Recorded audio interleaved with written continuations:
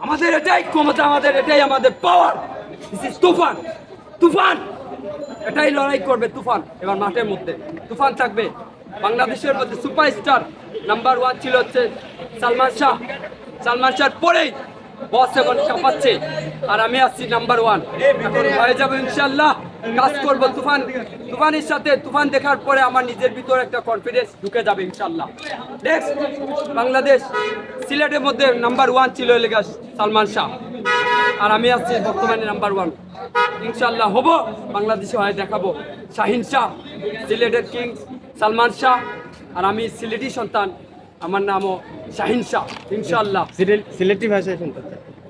সিলেটি ভাষায় সিলেটি ভাষায় কি বলবো?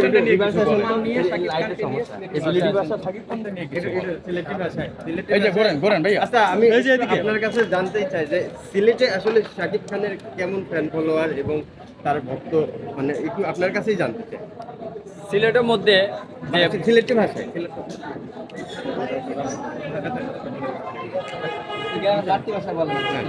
আমরা সিলেটি ভাষা, সিলেটের মাঝে নাম্বার 1 আসইন বর্তমানে সাকিব খান। আমরা সিলেটের মধ্যে যদি আপনি পড়ে নেন, 100 র মধ্যে গেঞ্জিটা আগে পড়ে নেন, গেঞ্জিটা পড়ে নেন। চট্টগ্রামের ভাষা। হ্যাঁ, সমস্যা নাই, বলেন। যদি 100 মাঝে দেখা যায় তাহলে আমরা ফাইমু লেগা, আমরা সিলেটের মাঝে লেগা 100 মাঝে 100ই সাকিব খান ভক্ত আমাদের বস। কারণ লেগা সিলেটে সালমান শাহ চলে যাওয়ার পরে আর কোনো সিলেটে নায়ক আসে নাই। তো সাকিব খান আমাদের বস, যে কিং খান বর্তমান, যে হলিউড বলিউডে কিং স্টার, উনি বর্তমানে কাজ করতেছে। সালমান শাহকে ফলো করেই উনি আজ এত দূর এসেছেন। বা আমি দেখেছি আরও নিউজের মধ্যেও দেখেছি নায়কদের নায়ক আমাদের সিলেটের যে সালমান শাহ হচ্ছে নায়কদের নায়ক। তাই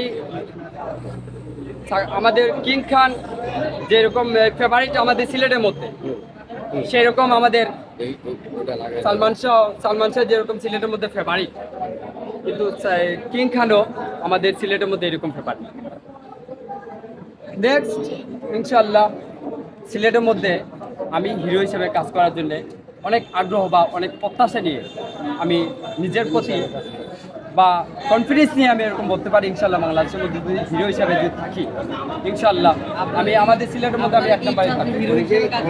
হ্যাঁ হ্যাঁ, অবশ্যই ইনশাল্লাহ আমার 100-100 মধ্যে আমি অনেকে বলছে যে তুফান সিনেমা, হাবি সিনেমা, সিনেমা মানে ওইভাবে ভালো চলবে না, মানে আপনারা মানে কি মনে করেন যে এই যে অনেকে এই মন্তব্যগুলো করছে, মানে তাদেরকে আপনি আসলে কি বলবেন?